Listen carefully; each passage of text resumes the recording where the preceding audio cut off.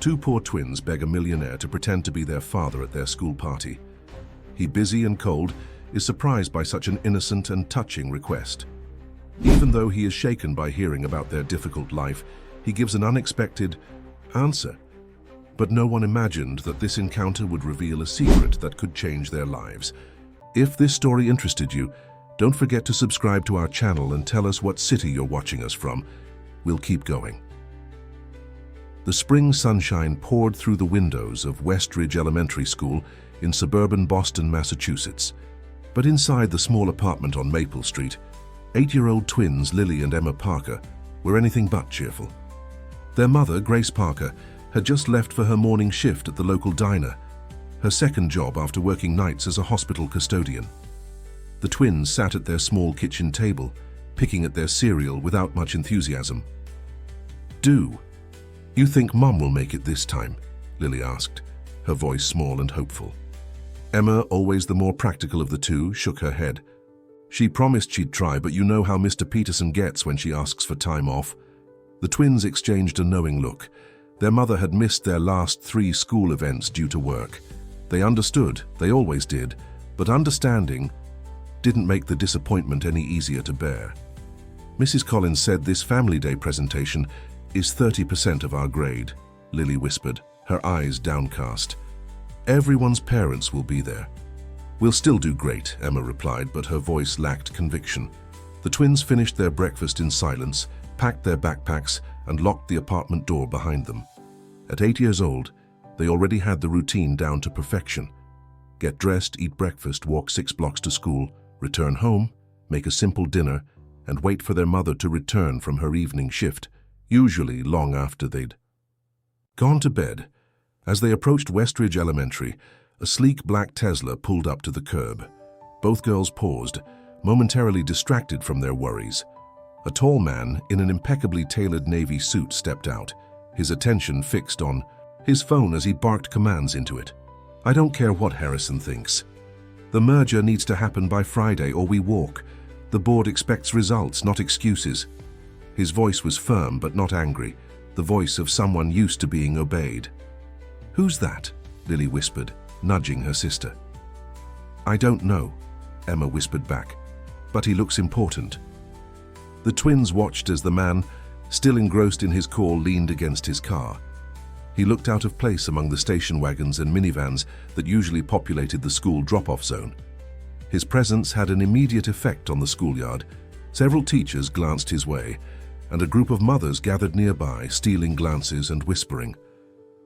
"The valuation alone justifies the price point," the man continued, oblivious to the attention.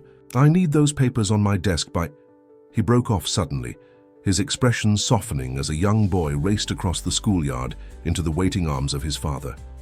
For just a moment, something wistful flickered across the stranger's face, a hint of emotion quickly masked as he returned to his call. "By noon today," he finished, his tone once again all business. Lily tugged at Emma's sleeve. "I have an idea," she whispered, her eyes suddenly bright. "What?" Emma asked, immediately suspicious. She knew that look. It usually meant Lily was about to suggest something outlandish. "What if we ask him to be our dad for the Family Day presentation?" Emma's jaw dropped. "Are you crazy? We can't just ask a stranger to—" "Not for real," Lily clarified, rolling her eyes. "Just for the presentation, just so we're not the only kids without someone there." "That's ridiculous," Emma protested. "He'll think we're weird.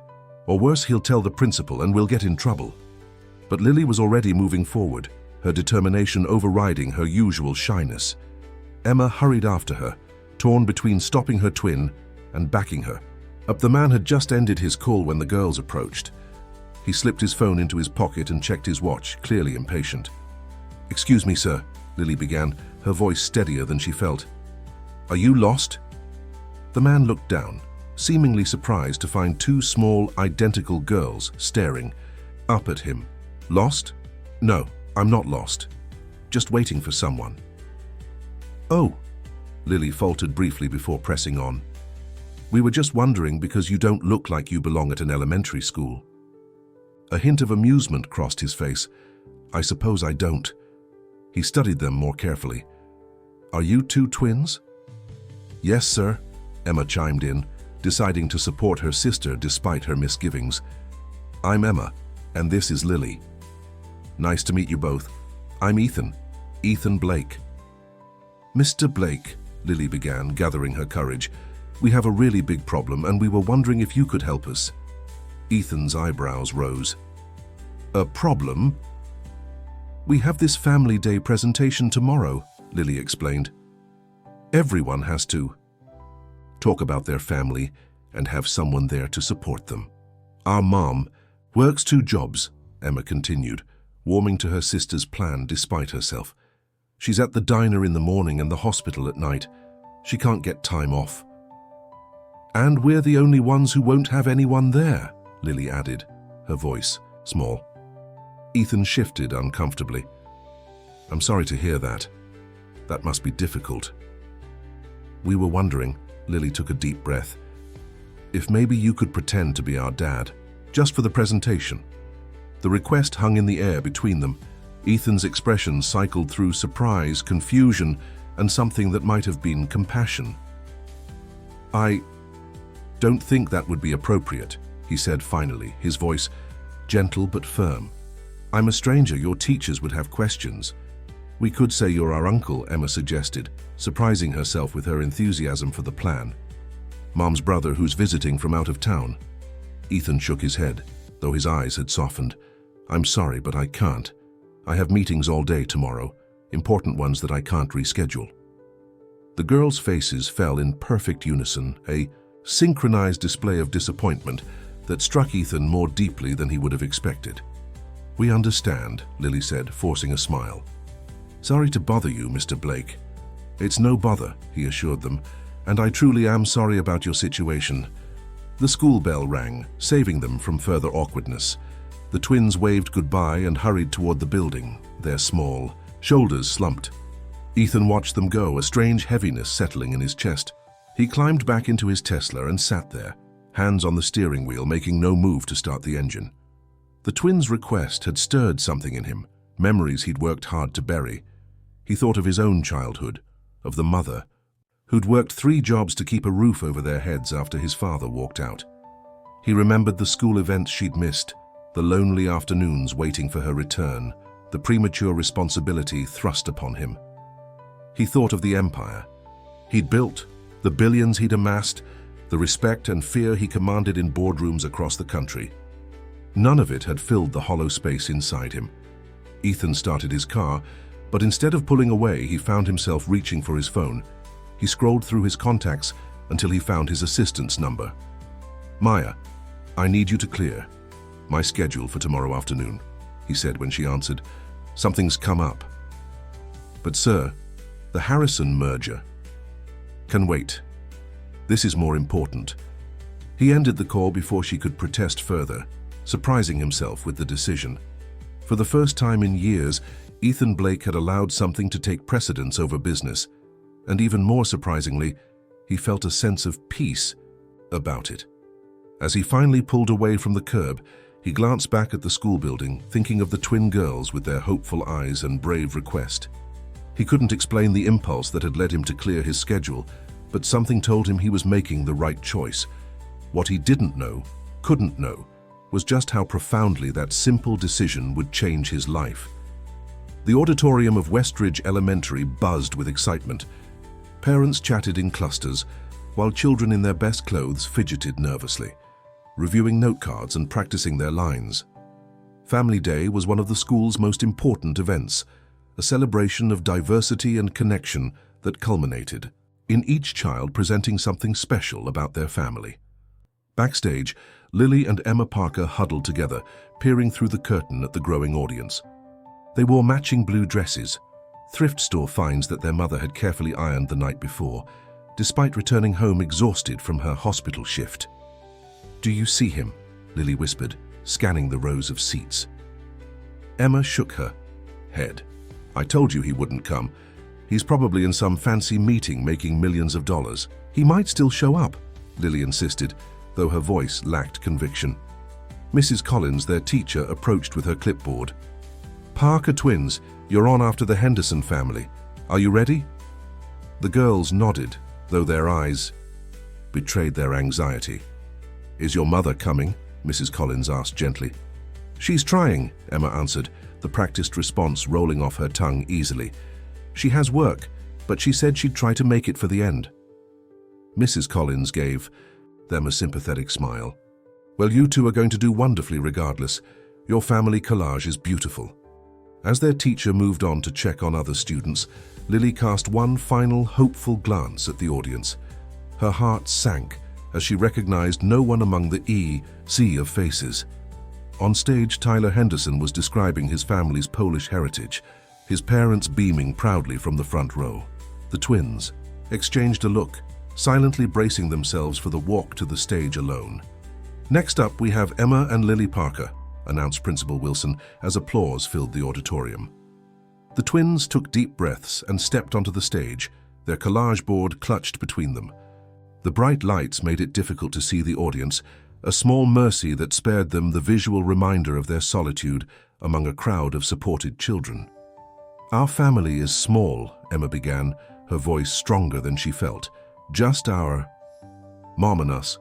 But it's mighty," Lily continued, forcing a smile. "Our mom works at Riverside Diner and Boston Memorial Hospital to take care of us." As they spoke, taking turns describing their daily life and the small traditions that made their family special, a movement at the back of the auditorium caught Lily's eye. The door had opened, admitting a tall figure in a dark suit. Lily faltered mid-sentence, causing Emma to glance at her in confusion.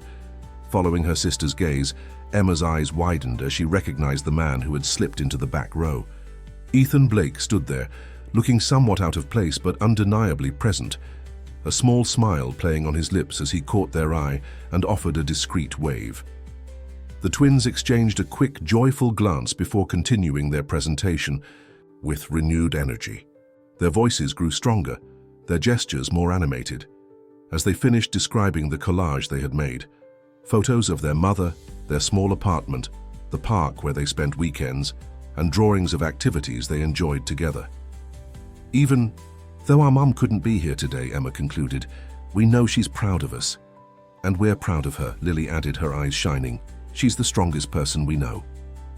The audience applauded, and as the twins took their bow, Ethan rose to his feet, clapping with genuine enthusiasm. His unexpected standing ovation prompted others to join, and soon the entire auditorium was giving the Parker twins a hearty round of applause. Backstage, the girls could barely contain their excitement. "He came," Lily whispered, bouncing on her toes. "He actually came!" "I can't believe it," Emma admitted, a rare smile spreading across her usually serious face. They waited impatiently through the remaining presentations, eager for the reception that would follow. When finally released to mingle with the audience, they scanned the crowd for Ethan, finding him standing somewhat awkwardly near the refreshment table. "Mr. Blake!" they called in unison, rushing toward him. He turned, his face lighting up at the sight of them.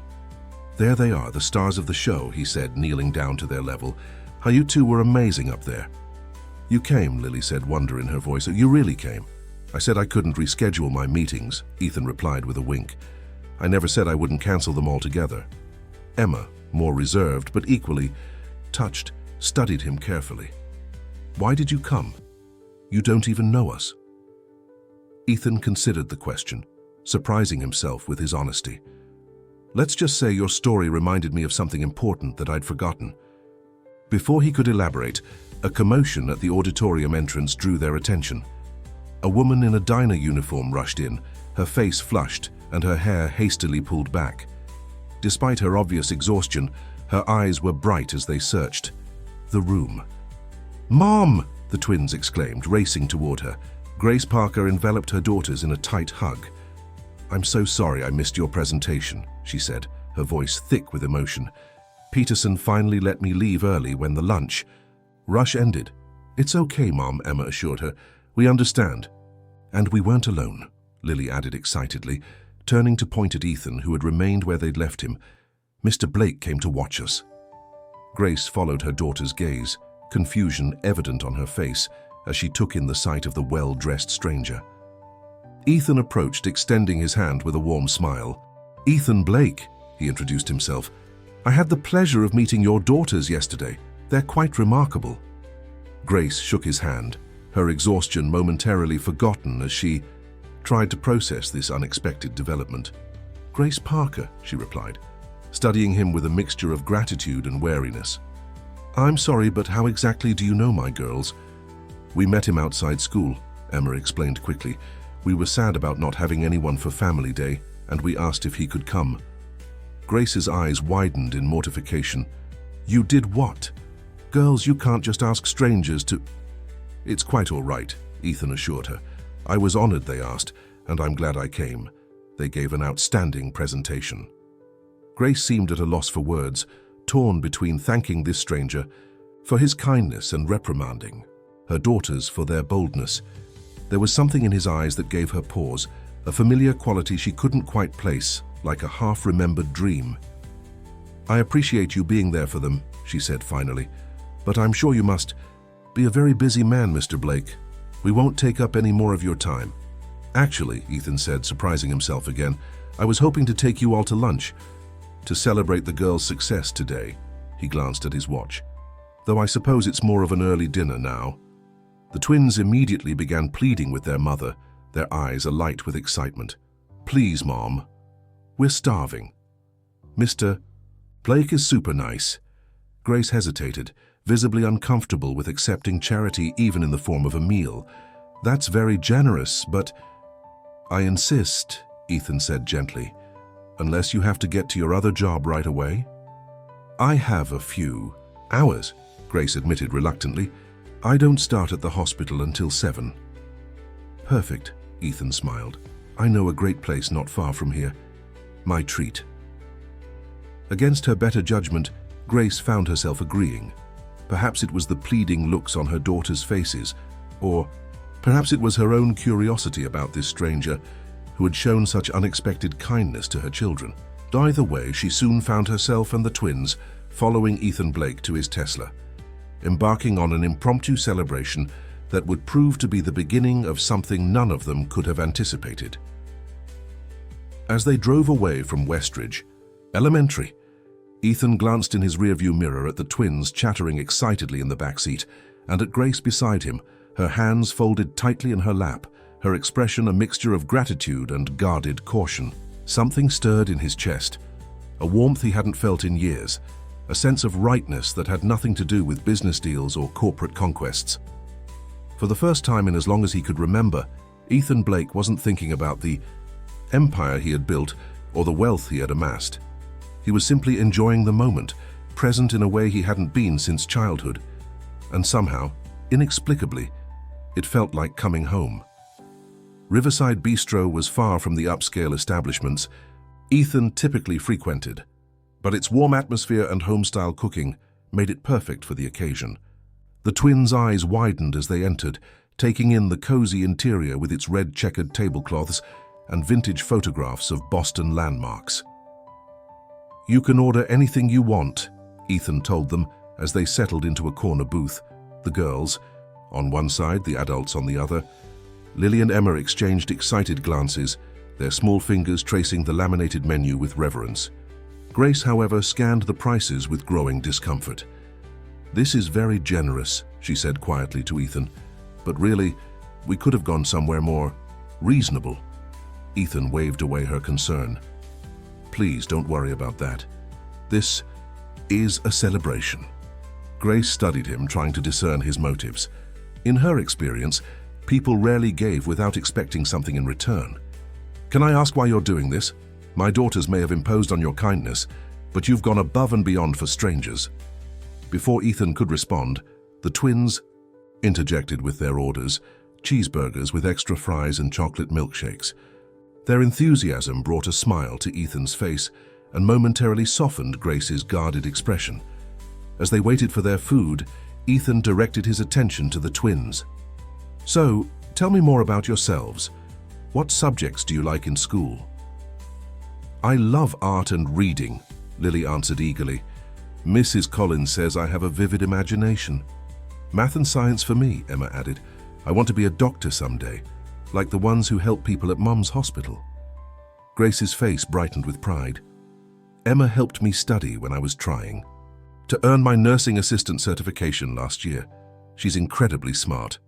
And Lily drew all the cards that helped me memorize everything, Emma added loyally. Ethan was impressed. You were studying for a certification while working 2 jobs and raising twins. Grace shrugged, uncomfortable with the admiration in his tone. You do what you have to do. Their food arrived, momentarily halting the conversation. Ethan watched as Grace discreetly cut the twins' burgers in half, checking that they weren't too hot, before touching her own meal. The simple maternal gesture struck him deeply, reminding him of his own mother's careful attentions despite her exhaustion. How long have you been working at the hospital? Ethan asked after they'd begun eating. Almost 3 years now, Grace replied. I'm hoping to eventually save enough to take some nursing classes at the community college, but she trailed off, the unspoken financial realities hanging between them. Mom's the best at taking care of people, Lily declared. The patients always ask for her specifically. That's not exactly true, Grace demurred, but her blush suggested there was some truth to her daughter's claim. As the meal progressed, Ethan found himself increasingly captivated by this small family. The twins, despite their identical appearance, revealed distinctly different personalities. Lily artistic and dreamy, Emma practical and protective, and Grace, beneath her exhaustion and weariness, possessed a quiet strength and dignity that commanded respect. What about you, Mr. Blake? Emma asked suddenly. What do you do? I run a technology company, Ethan answered, deliberately keeping it vague. We develop software for businesses. Are you rich? Lily asked bluntly, earning a mortified "Lily" from her mother. Ethan laughed. I do all right, he admitted. But I grew up much like you two. My mom worked multiple jobs to support us after my dad left. The twins' eyes widened at this revelation. Really? Emma asked skeptically. But you wear such fancy clothes. And drive that cool car, Lily added. Those came much later, Ethan assured them. When I was your age, I had exactly 1 pair of shoes, and they had holes in them by the end of each school year. We each have 1 pair too, Lily exclaimed. And Emma's are getting too small, but we're waiting until summer break to get new ones. Grace's expression tightened, her hands curling slightly around her napkin. Ethan pretended not to notice her discomfort, instead engaging the twins about their school projects and friends. As they finished their desserts, apple pie à la mode that the girls declared the best thing they'd ever tasted, Ethan noticed Grace checking her watch. We should get going, she said reluctantly. I need to drop the girls at Mrs. Henderson's before my shift. Mrs. Henderson watches us when Mom works nights, Emma explained. She lives in our building and has a TV with cable. But she falls asleep early, so we have to be really quiet, Lily added. And sometimes we have to make our own breakfast, if she doesn't wake up before school. Grace winced at this candid revelation of their childcare arrangements. Mrs. Henderson is very kind to help us out, she said firmly, giving the twins a pointed look. Of course, Ethan said smoothly. Let me drive you home. The apartment building on Maple Street stood in stark contrast to Ethan's downtown penthouse. The brick facade was weathered, the front stoop cracked in places, and several windows displayed makeshift repairs. Ethan parked, his Tesla at the curb, aware of the curious glances it attracted from neighborhood residents. You really don't need to come up, Grace insisted as he opened her door. I'd like to, if that's all right, Ethan replied. Just to make sure you get in safely. Grace relented, leading the way up 3 flights of stairs, the twins racing ahead. Their apartment was at the end of a narrow hallway, its door distinguished by a child's drawing taped at eye level. Clearly, Lily's work, depicting 4 stick figures. The twins, Grace, and a 4th figure whose identity wasn't immediately apparent. Inside, the apartment was small but meticulously maintained. What it lacked in space and modern amenities, it made up for in careful touches. Bookshelves made from crates painted in cheerful colors, curtains sewn from patterned fabric remnants, walls adorned with the twins' artwork in frames from the dollar store. It's not much, Grace said, unable to hide her self-consciousness as Ethan took it all in. It's a home, Ethan replied sincerely. A real one. While Grace changed into her hospital uniform, The twins eagerly showed Ethan their bedroom, which they shared with their mother. 2 small beds occupied one wall, while a pull-out couch served as Grace's bed. A carefully organized desk sat beneath the window, covered with school books and art supplies. "We do our homework here," Emma explained, pointing to the desk, "and we take turns using the lamp, because it only works if you hold the switch just right. And this is where we keep our special things," Lily added, showing him a shoebox decorated with stickers. Inside were treasures only valuable to children: pretty rocks, feathers, a movie ticket stub, a single earring missing its pair. Ethan's throat tightened as he realized how few material possessions these children had, and yet how rich their imaginations and spirits remained. He thought of his own home, filled with expensive artifacts that held no sentimental value, acquired merely because they were expected accessories for a man of his wealth.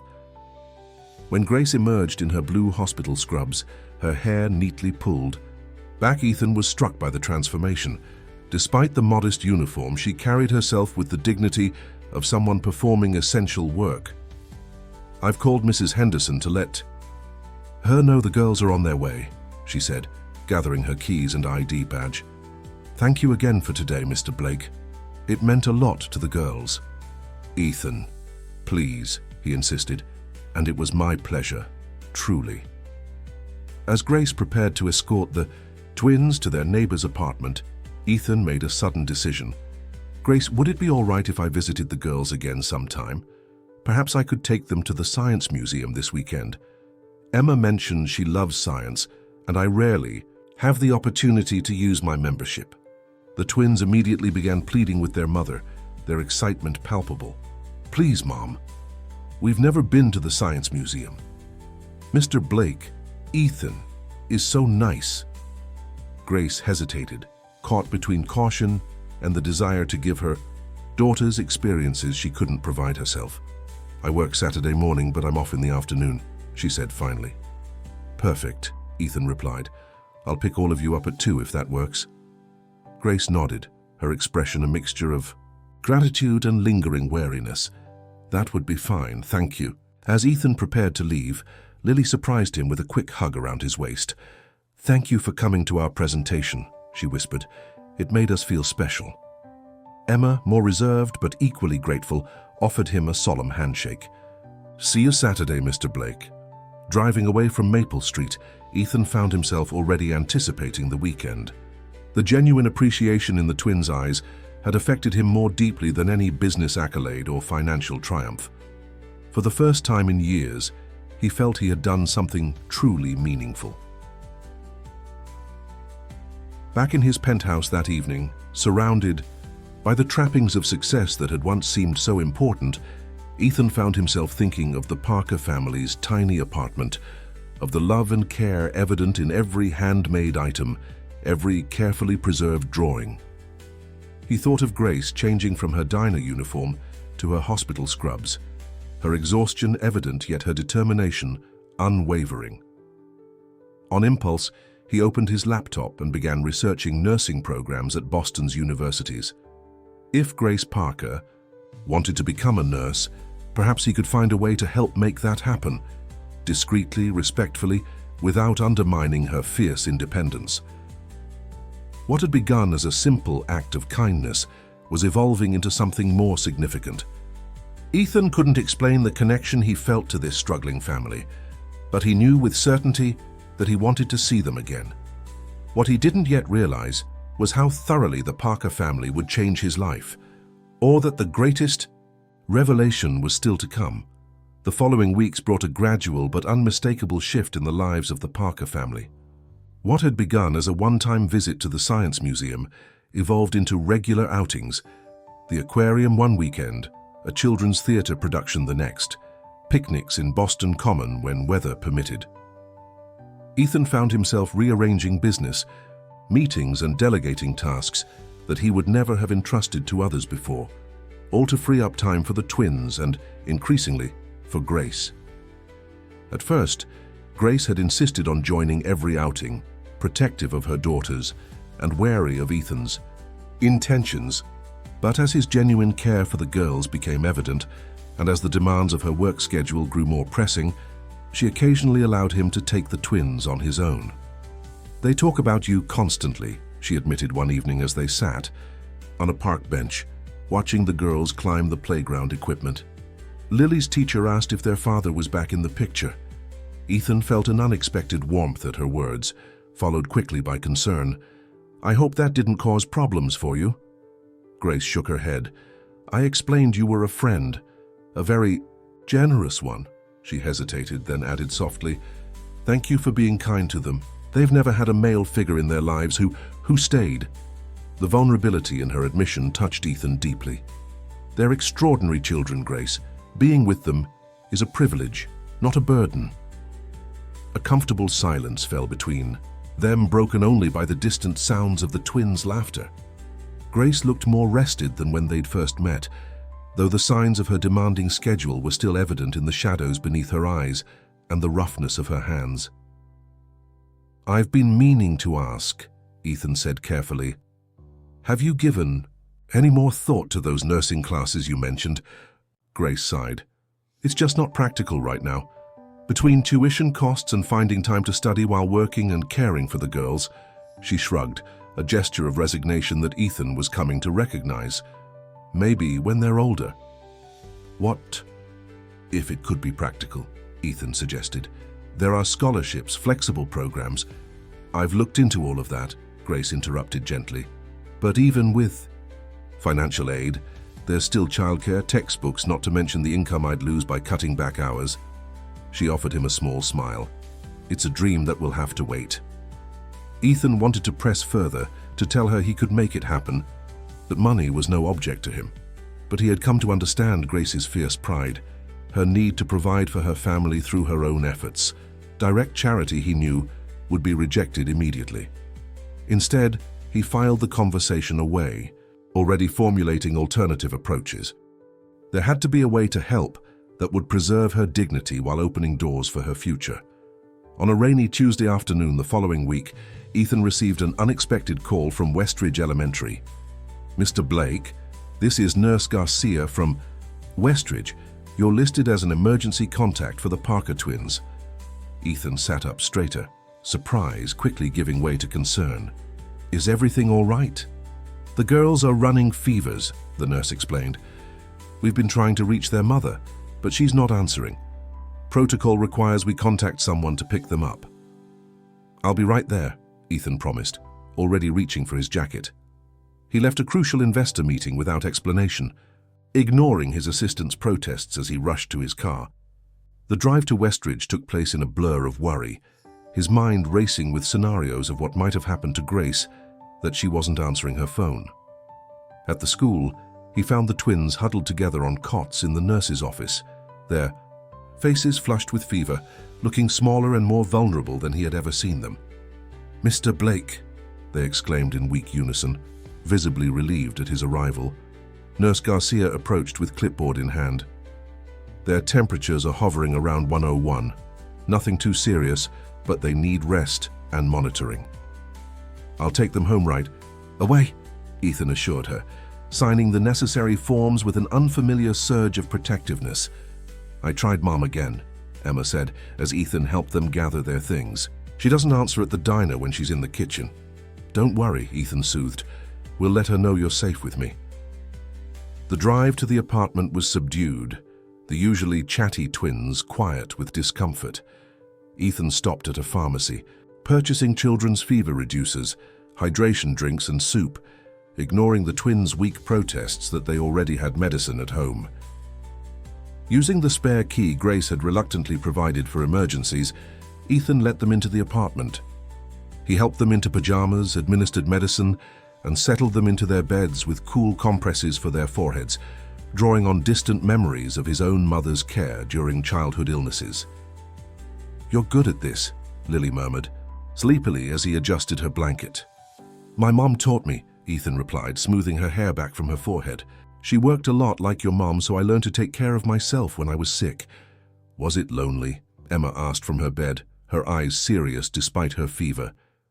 The question caught Ethan off guard with its perceptiveness. "Sometimes," he admitted, "but it made me strong, just like you two." As the medicine took effect, The twins drifted into fitful sleep. Ethan settled into the apartment's single armchair, making calls to reschedule the meetings he'd abandoned and leaving a detailed message for Grace at the diner. Hours passed. Ethan checked on the twins periodically, refreshing compresses and offering sips of water when they woke. He found himself moving around the small apartment with increasing familiarity, locating extra blankets in the hall closet, knowing which cabinet held the glasses, which drawer contained spoons. When the twins woke hungry, he heated soup and cut bread into the triangles he'd observed Grace make, carefully removing crusts as he'd seen her do. Small details he hadn't realized he'd noticed, domestic routines he'd unconsciously absorbed during his visits. It was nearing 6 when the apartment door burst open, revealing a breathless Grace still in her diner uniform, panic etched across her features. "They're all right," Ethan said immediately, rising to meet her. "Fevers are down to 99.5. They've had medicine, soup, and they've been resting." The relief that washed over Grace's face was palpable. She rushed to the bedroom doorway, visibly relaxing at the sight of her daughters sleeping peacefully. "The school called the diner," she explained, her voice thick with emotion.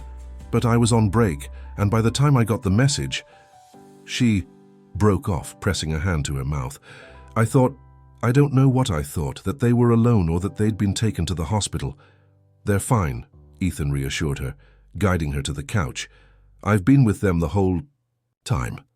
Grace sank down, the adrenaline that had carried her. Home suddenly dissipating and leaving exhaustion in its wake. "You left work for this?" "Of course I did. But your company, your meetings, can wait," Ethan finished firmly. "Some things are more important." Grace looked up at him, her eyes searching his face as if seeing him clearly for the first time. What she found there seemed to surprise her, because her expression softened into something Ethan couldn't quite interpret. "Thank you," she said simply, the words carrying a weight of gratitude beyond their simplicity. "You don't need to thank me," Ethan replied. "I care about them." After a moment's hesitation, he added quietly, "And I care about you, Grace."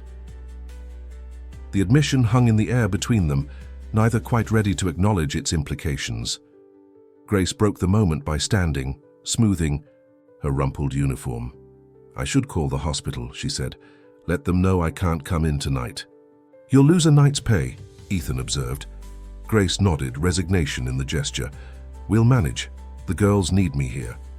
Ethan wanted to offer financial help, to tell her not to worry about the lost wages, but he knew such an offer would be unwelcome. Instead, he said, "I could stay if you wanted to go in. I've been managing their fevers all afternoon." Grace hesitated, torn between necessity and maternal instinct. "I couldn't ask you to..." "You're not asking. I'm offering." After a long moment, Grace nodded. "If you're sure..." "Completely sure," Ethan confirmed. "Go change. I'll make you something to eat before you leave." While Grace showered and changed into her hospital scrubs, Ethan busied himself in the kitchen, preparing a sandwich from the meager contents of the refrigerator. He made a mental note to have groceries delivered tomorrow, a practical form of assistance that Grace might accept without feeling like charity. When she emerged, her hair still damp, Ethan was struck by a strange sense of domesticity. In another life, this could have been their routine, her preparing for work, him caring for their children. The thought was both startling and oddly comforting. "I wrote down when they last had medicine," he told her, handing her the sandwich. "And my number is on the nightstand if you need to check on them." Grace accepted the sandwich with a grateful smile. "You'd make a good father, Ethan." The casual observation sent an unexpected pang through his chest. "I never really thought about it," he admitted. "My work has always been my focus." "That's a shame," Grace said softly. "You have a natural talent for it." She finished her meal quickly, then checked on the twins, pressing gentle kisses to their foreheads. At the door, she turned back to Ethan with an expression he couldn't quite read. "Why are you doing all this?" she asked, the question that had hovered between them for weeks finally spoken aloud. Ethan considered his answer carefully. "Because it feels right," he said finally. "Being here, with them, with you, it feels like what I'm supposed to be doing." Grace studied him for a Long moment, then nodded slowly. "I'll be back by 7 tomorrow morning." "We'll be fine," Ethan assured her. "Take care of your patients, I'll take care of the girls." After she left, Ethan moved quietly around the apartment, washing dishes, straightening the living room, checking on the twins.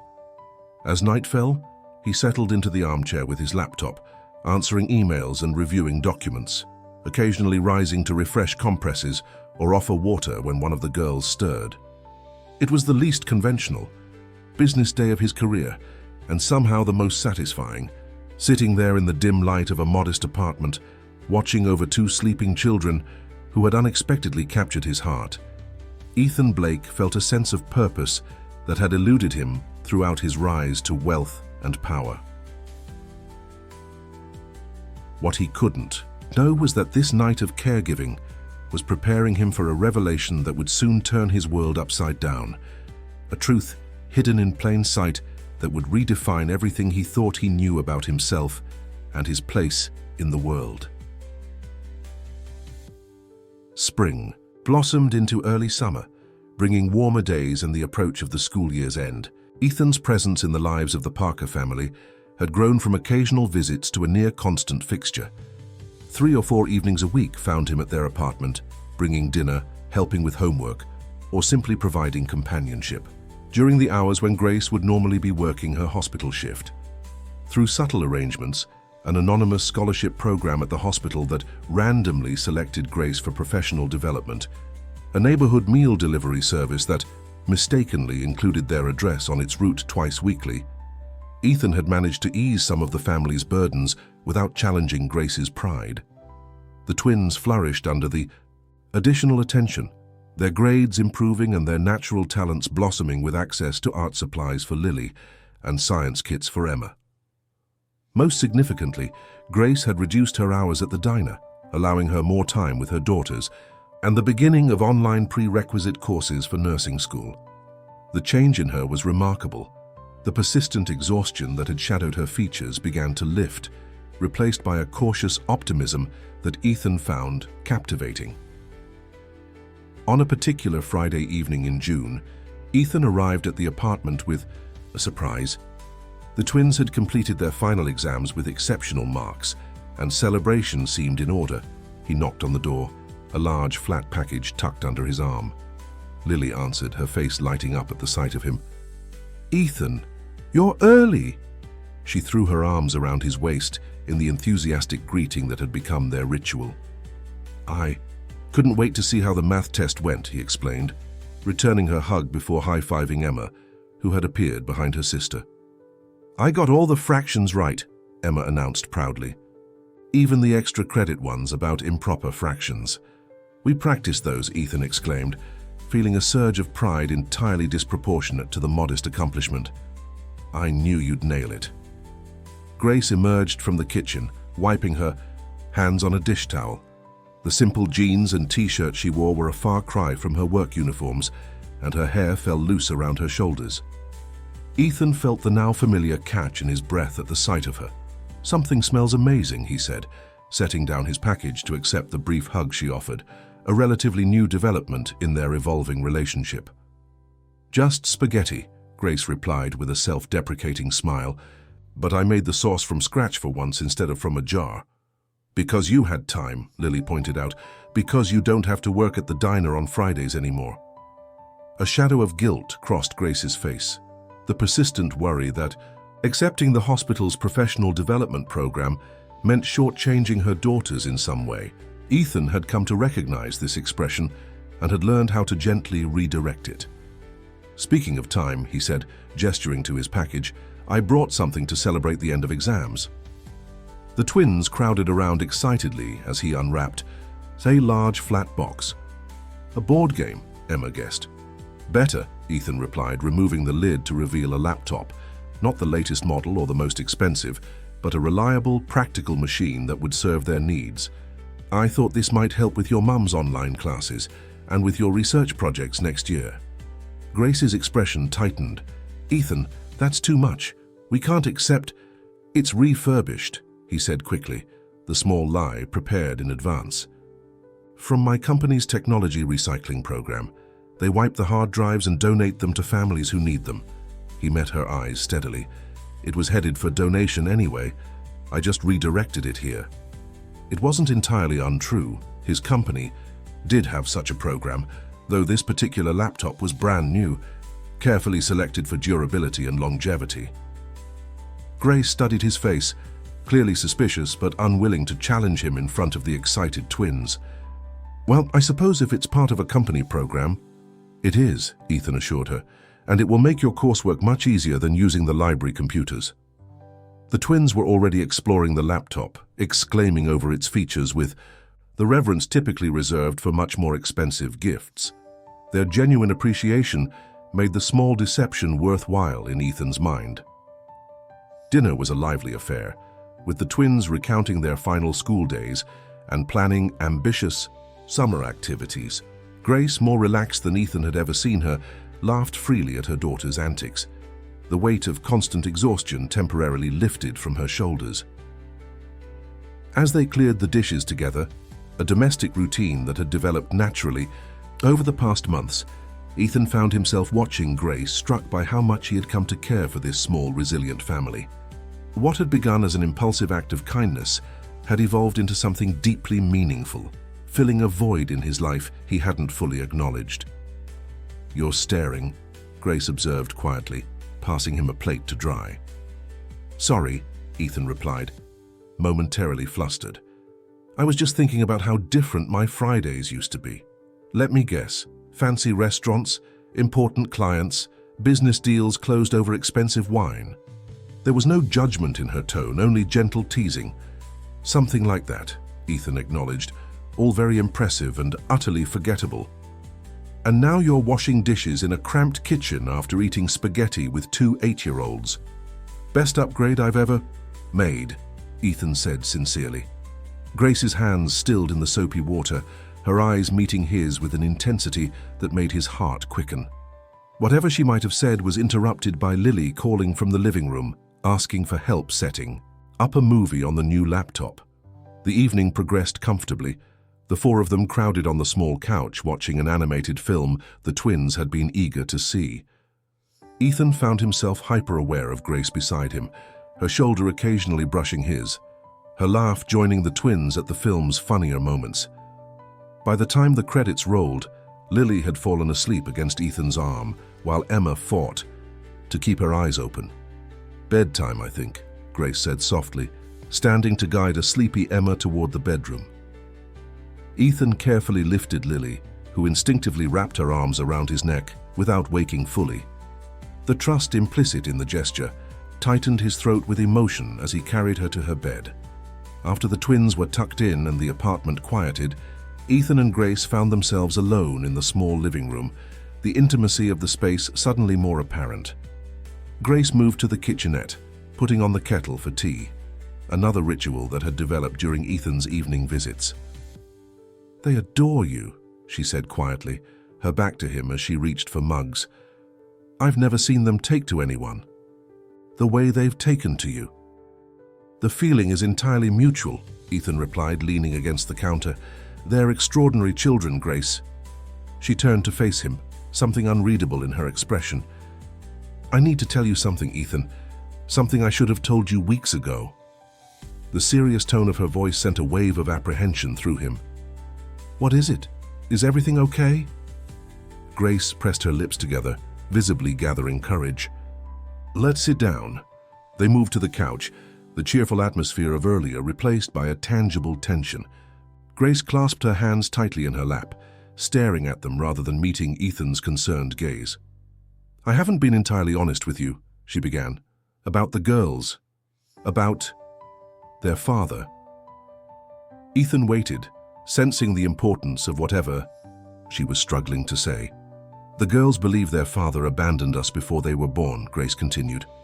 "That's what I've always told them, and it's partially true, but there's more to the story." She took a deep breath. "Their father never knew about them. He never had the chance to choose whether to stay or go." "You didn't tell him about the pregnancy?"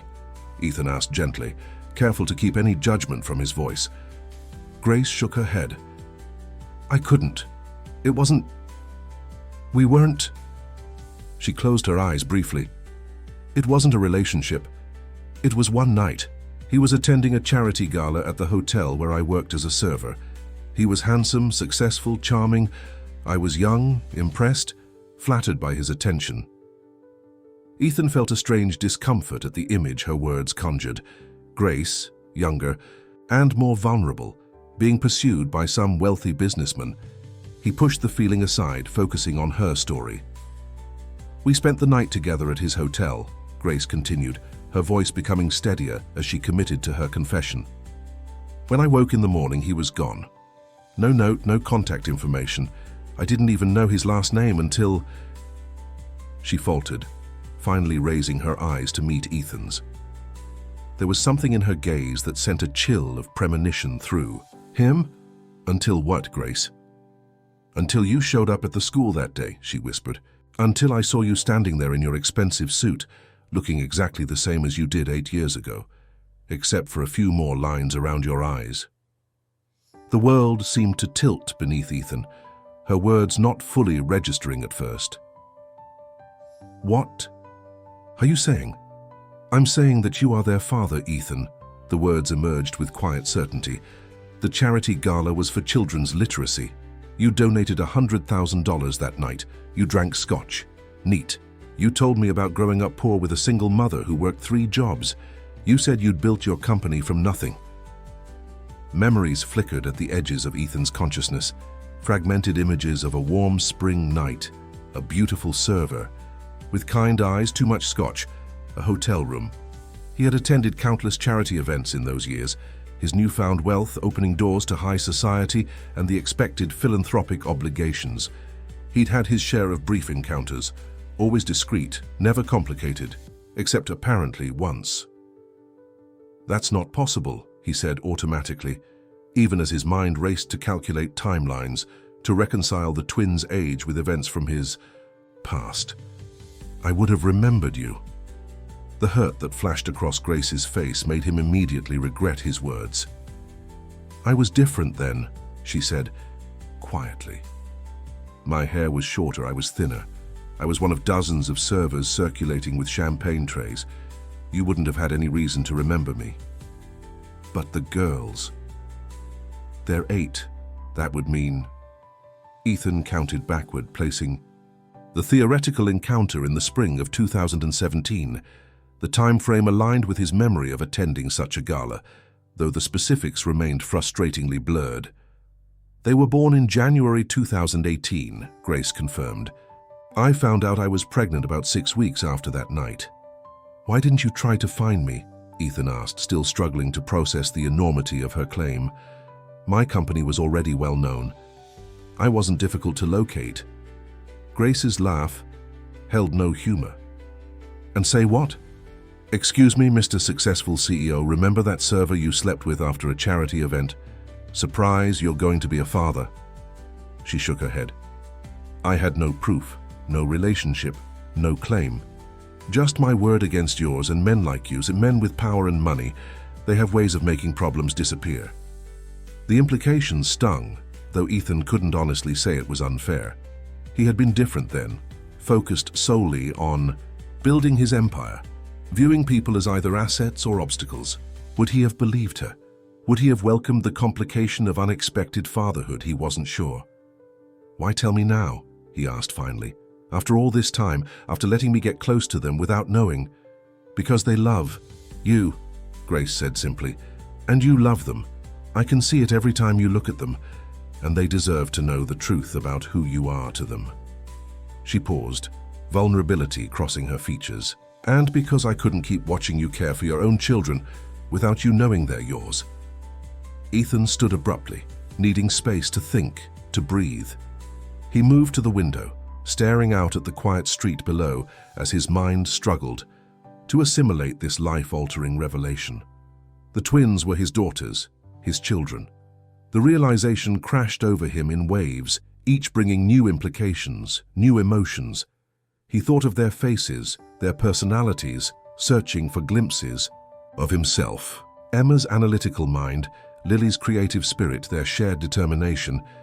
Had these qualities come from him, from Grace? from some unique combination of their genetic heritage. He thought of all the moments he'd missed, their birth, first steps, first words, all the milestones that had passed without his knowledge or participation. A surge of grief for those lost years collided with anger at being denied the choice to be present for them. Yet beneath these turbulent emotions lay a steadier current, a sense of rightness, of pieces falling into place, the inexplicable connection he'd felt to the twins from their first meeting, the protective instinct that had overridden his usual priorities, the completeness he experienced in their presence. All of it suddenly made sense in light of Grace's revelation. "I need time," he said finally, his voice rough with emotion. "I need to process this."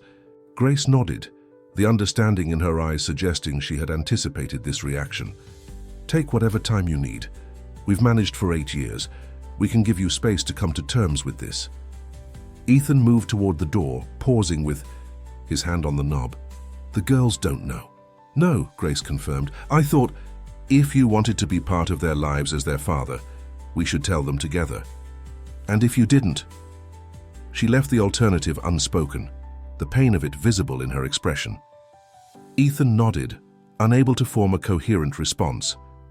With a last glance toward the bedroom where his daughters slept peacefully. Unaware of the seismic shift occurring in their family constellation, he stepped out into the night, his world irrevocably changed. For 3 days, Ethan Blake disappeared from the lives of the Parker family. 3 days of silence that felt like an eternity to Grace, who alternated between regret over her revelation and certainty that the truth had been necessary. 3 days during which the twins repeatedly asked when Ethan would visit next, their innocent questions piercing Grace's heart with each repetition. "Maybe he's just busy with work," she would answer, forcing confidence into her voice. "You know how important his company is." But as the days passed without word, Grace began to prepare herself for the possibility that Ethan would not return, that the responsibility of fatherhood thrust upon him without warning had proven too overwhelming. She'd seen it happen before, had grown up watching her own father drift in and out of her life until he vanished completely. She had survived. Her daughters would too. On the 4th morning, she was preparing the twins' breakfast when her phone chimed with a text message. Her heart raced as she saw Ethan's name on the screen, but she forced herself to finish pouring milk over cereal before checking it. "Can we talk today alone?" the message read. Grace drew a deep breath, steadying herself before responding. "The girls have a play date after school. I'll be home at 4. His reply came immediately. "I'll be there." The hours crawled by, Grace's anxiety mounting as she moved through her shift at the diner on autopilot, her mind cycling through possible outcomes of their impending conversation. Would he demand a paternity test, accuse her of manipulation, offer financial support in exchange for continued silence about his connection to the twins? The possibilities ranged from painful to devastating. By the time she arrived home, having dropped the twins at their friend's house, Grace had steeled herself for the worst. When she opened the apartment door to find Ethan already there, he still had the spare key, she was struck by his appearance. The polished businessman was gone, replaced by a man who looked as though he hadn't slept in days. His usual pristine suit had been exchanged for jeans and a simple button-down, and the shadows beneath his eyes spoke of sleepless nights. "You look terrible," Grace said, the words escaping before she could censor them. A ghost of a smile touched Ethan's lips. "I feel worse than I look." An awkward silence fell between them, the easy rapport they'd developed over the past months temporarily suspended by the weight of their last conversation. "Would you like some tea?" Grace offered finally, falling back on ritual in the absence of knowing what to say. Ethan shook his head. "I need to say what I came to say." Grace braced herself, unconsciously lifting her chin in the posture of dignity under fire that she had perfected over years of facing life's hardships alone. "I'm sorry I disappeared," Ethan began, his voice rough. "I needed time to process everything, to think clearly about what this means for me, for you, for the girls." "I understand," Grace replied carefully. "It's a lot to take in." Ethan paced the small living room, energy radiating from him like a contained storm. "At first I was angry," he admitted. "Angry that you kept this from me for 8 years, that I missed so much of their lives." He turned to face her. "I had a right to know I had children, Grace." She nodded, accepting the justified criticism. "You did. I was wrong to keep it from you." "But then," he continued, his tone softening, "I started thinking about who I was back then. The man you met at that gala was consumed by ambition, by the need to prove himself through wealth and power. He worked 18-hour days, traveled constantly, and viewed personal relationships as inconvenient distractions." He shook his head. "That man would have been a terrible father." Grace remained silent, allowing him the space to work through his thoughts. "I've spent the past 3 days examining my life," Ethan said, resuming his pacing. "The company I built, the wealth I accumulated, the influence I wield, all the things I thought defined success. And I realized something." He stopped, meeting her eyes directly. "None of it means anything compared to what I've experienced these past months with you and the girls." The simple honesty in his voice caught Grace off guard. She had prepared for anger, for accusations, for legal threats, not for this raw vulnerability. "I had genetic testing done," Ethan continued, reaching into his pocket to withdraw a folded paper. "I still had the twins' toothbrushes from when they stayed at my place last month. I hope you don't mind that I used them for samples." "You didn't need to do that," Grace said quietly. "I wouldn't have lied about something so important." "I know," Ethan assured her. "I didn't do it because I doubted you. I did it because I needed to see it in black and white. I needed it to be real." He unfolded the paper, though he clearly already knew its contents. 99.9997% probability of paternity, he read. "They're mine. My daughters." His voice broke on the last word, emotion finally cracking through his composed exterior. Grace felt tears threatening, but she held them back, waiting to understand where this conversation was leading. "I don't want to miss another day of their lives," Ethan said firmly. "I want to be their father, not just the man who visits and brings gifts, but a real father, present for every nightmare and skinned knee, every triumph and disappointment." He took a deep breath. "If you'll let me." The sincerity in his voice was unmistakable, and Grace felt the tight knot of anxiety in her chest begin to loosen. "The girls would love that," she said softly. "They already adore you." "And you, Grace?" Ethan asked, taking a step toward her. "How do you feel about having me permanently in your life? Because I want to do this right. I want us to be a family, in whatever way makes sense for all of us." The bean question hung between them, loaded with implications that neither was quite ready to articulate. Grace considered her answer carefully, aware that her response would shape not only her future, but her daughter's as well.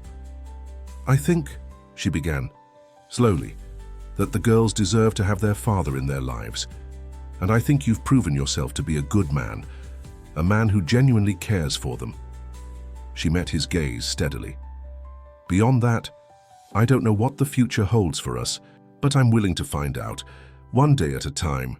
It wasn't the sweeping romantic declaration part of her heart might have wished to make, but it was honest. A careful, measured response born of years of self-reliance and the need to protect her daughters from disappointment. Ethan seemed to understand, nodding his acceptance of her boundaries. "One day at a time," he agreed, starting with telling the girls the truth. Grace's heart clenched at the thought. They'll have questions. They might be confused, even angry. "We'll answer their questions honestly," Ethan said. "We'll help them understand that sometimes adults make mistakes, but that doesn't change how much we love them." The use of "we," the casual inclusion of himself in the parental unit, wasn't lost on Grace. Nor was the determination in his voice, the certainty that they would navigate this challenge together. "When should we tell them?" she asked. "Tomorrow," Ethan suggested. "I'd like to take all of you somewhere special, somewhere neutral but private. There's a botanical garden outside the city that's beautiful this time of year. We could make a day of it, have a picnic, and find the right moment to talk to them. The thoughtfulness of the plan touched Grace. This wasn't an impulsive decision, but one he had clearly considered carefully during his days of silence. "That sounds perfect," she agreed. They spent the next hour discussing logistics, planning their approach, anticipating the twins' questions and reactions. The awkwardness between them gradually dissolved, replaced by the collaborative rhythm they had developed over months of coexisting in the twins' lives. By the time they needed to leave to collect the girls from their playdate, a sense of cautious optimism had settled over them both. At the door, Ethan paused, turning back to Grace with an expression of quiet intensity. "Thank you," he said simply. "For what?" "For raising our daughters into the extraordinary people they are, for doing it alone when you shouldn't have had to, for letting me into their lives now, despite everything." He hesitated, then added, softly, "I don't know if I could have been as gracious in your position." The genuine appreciation in his voice moved Grace deeply. For 8 years, she had carried the weight of single parenthood without acknowledgement, without anyone recognizing the sacrifices and struggles inherent in raising twins alone, while barely keeping afloat financially. Ethan's recognition of that effort, his understanding of what it had cost her, felt like a validation she hadn't known she needed. "We should go get the girls," she said, her voice slightly unsteady. "They'll be wondering where we are." Ethan nodded, understanding her need to move past the emotional moment. As they walked together to his car, he tentatively reached for her hand. After a moment's hesitation, Grace allowed her fingers to intertwine with his, a small gesture of trust, of possibility, of a future they might build together. The following day dawned clear and warm, perfect for their planned outing. The twins, excited by the surprise trip, chattered incessantly during the drive to the botanical gardens, oblivious to the nervous glances exchanged by the adults in the front seats. The gardens were as beautiful as Ethan had promised. Acres of meticulously maintained flora arranged in themed sections, with winding paths and secluded benches, offering privacy amid natural splendor. They explored together, the twins darting ahead to discover new blooms, while Grace and Ethan followed at a more measured pace, both mentally preparing for the conversation to come. They spread their picnic in a quiet grove surrounded by flowering magnolia trees, the sweet scent creating an almost magical atmosphere. The twins devoured sandwiches and fruit, their appetites unaffected by the nervous energy emanating from the adults. When the meal was finished and the twins had settled into the contented languor that follows outdoor activity and good food, Ethan caught Grace's eye, receiving her slight nod of readiness. "Lily, Emma," he began, his voice gentle but serious enough to capture their attention. "Your mom and I have something important to talk to you about." The twins exchanged glances, immediately attuned to the shift in atmosphere. "Are you getting married?" Lily asked hopefully, causing both adults to flush with embarrassment. "No, honey, that's not it," Grace replied, moving to sit between her daughters. "It's about your father." Emma's expression immediately became guarded. "We don't have a father," she said flatly. "He left before we were born." "That's what I've always told you," Grace acknowledged. "But it wasn't exactly true because I didn't tell him about you. He didn't know he had daughters." The twins' faces registered confusion, trying to process this revision to their understanding of their family history. "Recently," Grace continued carefully, "I discovered something surprising. The father you've never met is Ethan." Silence followed her words, both girls staring first at their mother, then at Ethan, their expressions cycling through disbelief, confusion, and the beginnings of comprehension. "Ethan is our real dad?" Lily asked finally, her voice small with wonder. "Yes," Ethan confirmed, emotion making his voice rough. "I only found out a few days ago, but it's true. I am your biological father." "That's why you look like him, Emma," Lily exclaimed suddenly. "Your eyes are the same." Emma remained silent, her analytical mind visibly working through the implications. "If you're our dad," she said finally, addressing Ethan directly, "why weren't you with us all this time? Why didn't Mom tell you about us?" The directness of the question demanded honesty. Ethan looked to Grace, who nodded encouragingly. "Your mom and I met very briefly a long time ago," he explained. "We weren't in a relationship. After we met, we didn't see each other again until that day at your school when you asked me to come to your presentation." "So you didn't know we existed?" Emma pressed. "No, I didn't," Ethan confirmed. "If I had known, I would have wanted to be part of your lives from the beginning." "Are you going to be our dad now?" Lily asked, the hope in her voice evident. "Like, for real?" Ethan moved closer, kneeling before the twins so he could meet their eyes directly. "I would like that more than anything in the world," he said earnestly, "if you'll have me." Lily's response was immediate and physical. She launched herself into Ethan's arms, nearly knocking him backward with the force of her embrace. "I've been wishing you were our dad since the first day," she confessed, her words muffled against his shoulder. Emma, ever more cautious, remained beside her mother. "Will things change?" she asked, her practical nature asserting itself. "Will we have to move? Will you live with us? Will we have to change our names?" "Some things will change," Grace acknowledged, "but we'll make those decisions together as a family. Nothing will happen that you're not comfortable with." Emma nodded, processing this assurance. Then, with deliberate movements, she stood and walked to Ethan, who was still holding Lily. She studied his face intently, as if searching for confirmation of their shared genetics. "You really didn't know about us?" she asked again, needing to be certain. "I really didn't," Ethan confirmed gently. "If I had, I would have been there for every birthday, every first day of school, every moment." Something in his sincerity seemed to satisfy Emma. With a small nod, she stepped forward to join her sister in his embrace. "You don't have to pretend to be our dad anymore," she said quietly. "Now, you're our real dad."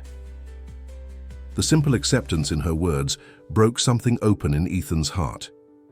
He gathered, his daughters in his arms, meeting Grace's tear-filled eyes over their heads. In that moment, surrounded by the beauty of the gardens and the even greater beauty of newfound family bonds, Ethan Blake knew with absolute certainty that no business success, no wealth, no power could ever compare to the privilege of being these girls' father. What had begun with a simple request to pretend to be a father for a day had culminated in the discovery of his true identity, his true purpose. As he held his daughters close, Ethan silently vowed to be the father they deserved, to make up for lost time, to build a future together that would heal the wounds of the past. The journey ahead would not be simple. There would be legal processes, adjustments, challenges to navigate. But in that perfect moment, with the twins' arms around his neck and Grace's smile warming his soul, Ethan knew they would face whatever came next together as a family. 3. Summer months brought swift and profound changes to the lives of the newly formed Blake Parker family. Ethan, with characteristic efficiency tempered by newfound patience, set about legally establishing his paternity and securing his daughter's future. The twins, after thoughtful discussion, decided to keep Parker as their middle names while adding Blake as their surname, a compromise that honored both their past and their future. Grace watched these developments with a mixture of gratitude and trepidation. While she unequivocally welcomed Ethan's involvement in their daughters' lives, she remained cautious about her own place in this evolving family dynamic. Years of independence had made her wary of dependency, of surrendering the control that had been necessary for survival. One evening in July, after the twins had gone to bed in Ethan's guest room where they now spent alternate weekends, Grace found him on the balcony of his penthouse, staring out at the Boston skyline. "They're finally asleep," she said, joining him at the railing. "Lily insisted on rereading that astronomy book you got her, even though she could barely keep her eyes open." Ethan smiled, the expression softening his features in a way that still caught Grace by surprise. The calculating businessman she'd glimpsed that first day outside the school had gradually given way to this more relaxed, more genuine version, a transformation she couldn't help but find attractive. "She's determined to be the first astronaut to walk on Mars," he said with paternal pride. "I've been researching the best STEM programs for girls her age. You know she might change her mind a dozen times before high school," Grace pointed out gently. "Last month she wanted to be a veterinarian." Then I'll research veterinary programs. Ethan replied without hesitation. Whatever they want to pursue, I want to give them every possible advantage. The simple sincerity of his commitment touched Grace deeply.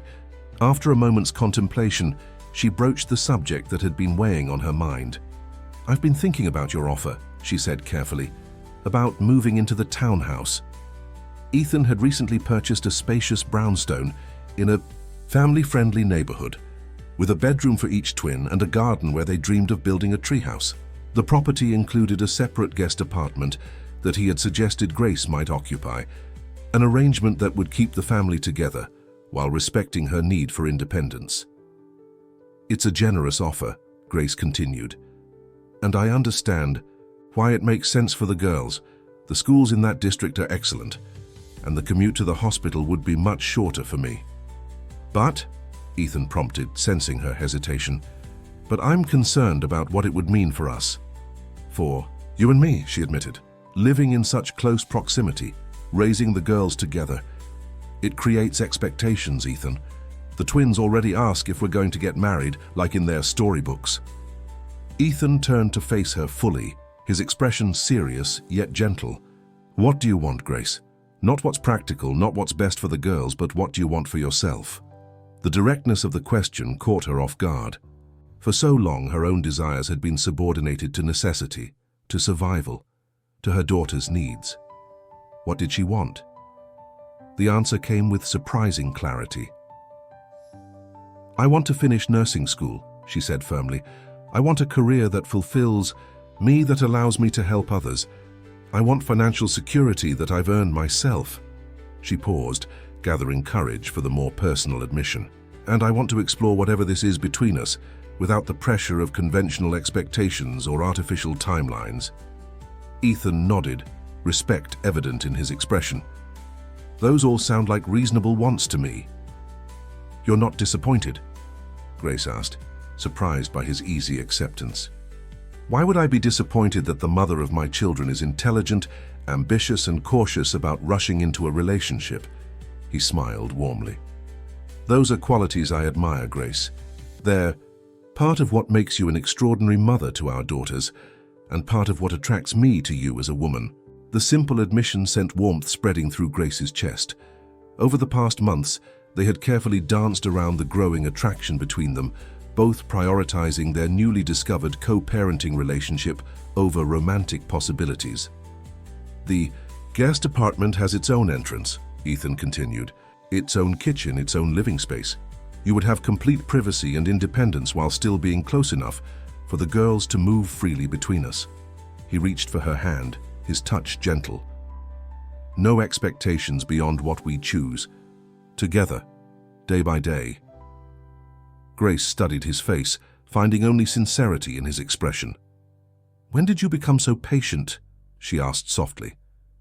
"The man I met at that gala years ago wasn't known for his restraint." "That man hadn't held his daughters in his arms," Ethan replied simply. "He hadn't watched their mother fight for their future with incredible strength and dignity. He hadn't discovered what really matters." He squeezed her hand gently. "I'm not that man anymore, Grace, and I have you and the girls to thank for that."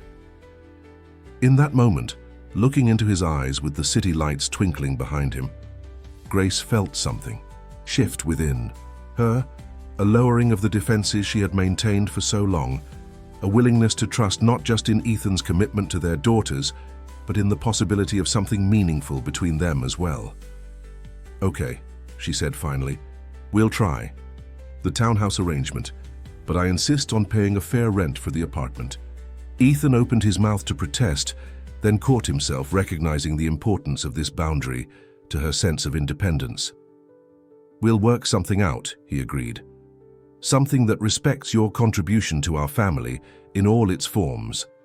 The weeks that followed were filled with practical arrangements, packing up the small apartment on Maple Street, transferring the twins' school registration, organizing Grace's class schedule for the fall semester of nursing prerequisites.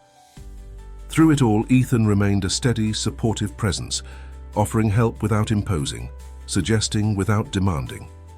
By mid-August, they were settled in the brownstone, the twins delighted in their new bedrooms, each decorated to reflect Their individual personalities, stars and planets for Lily, microscopes and botanical prints for Emma. The promised treehouse was under construction in the garden, designed with input from both girls and being built by a professional carpenter, despite Ethan's initial insistence that he could handle it himself. Grace's apartment, while modest compared to the main house, was more spacious and well-appointed than any home she had ever occupied. Her nursing textbooks lined new bookshelves, her schedule posted on a pristine refrigerator, her few treasured possessions displayed with the dignity they deserved. On a warm Sunday afternoon, while the twins splashed in the garden sprinkler, Ethan appeared at Grace's door with a small wrapped package. "A housewarming gift," he explained when she invited him in. "Nothing extravagant, I promise." Grace unwrapped it carefully to find a simple leather-bound notebook. Opening it, she discovered pages filled with Ethan's neat handwriting, lists of the twins' favorite foods, their allergies, their nighttime rituals, the names of their stuffed animals, the songs that soothed them when they were upset. "I've been keeping notes," Ethan explained, a hint of embarrassment coloring his tone. "Trying to catch up on all the little details I missed. I thought you might want to add to it, fill in the blanks from before I knew them." The thoughtfulness of the gesture brought unexpected tears to Grace's eyes. This wasn't an expensive trinket or grand gesture, but something deeply personal, a recognition of their shared commitment to their daughter's well-being. "This is perfect," she whispered, touching the pages reverently. "Thank you." Their eyes met, and in the quiet of Grace's new home, something unspoken passed between them, an acknowledgement of the journey they had undertaken together, of the family they were building day by day, choice by choice. As summer gave way to fall, their arrangement flourished in ways neither could have anticipated. Grace excelled in her nursing courses, her confidence growing with each successful exam. The twins thrived in their new school, making friends and embracing opportunities that had previously been beyond their reach. And Ethan, to the astonishment of his board of directors, began delegating more responsibility at work, prioritizing family dinners and school events over business meetings and international calls. On a crisp October evening, the family attended a science fair at the twins' school. Emma had entered a project on the effects of different liquids on plant growth, while Lily had created an elaborate model of the solar system that glowed in the dark. Both had worked diligently for weeks, with guidance from both parents.